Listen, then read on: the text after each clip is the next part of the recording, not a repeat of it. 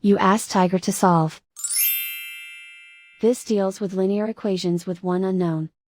The final result is x equals -3/14. Let's solve it step by step. Group all constants on the right side of the equation. Add 24 to both sides. Simplify the arithmetic.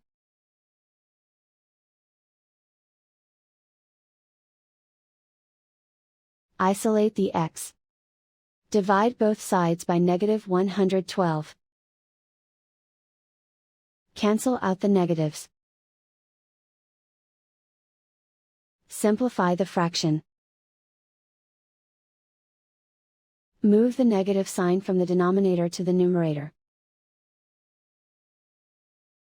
Find the greatest common factor of the numerator and denominator.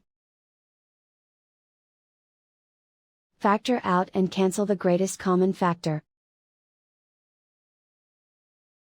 And so the final result is x equals -3/14.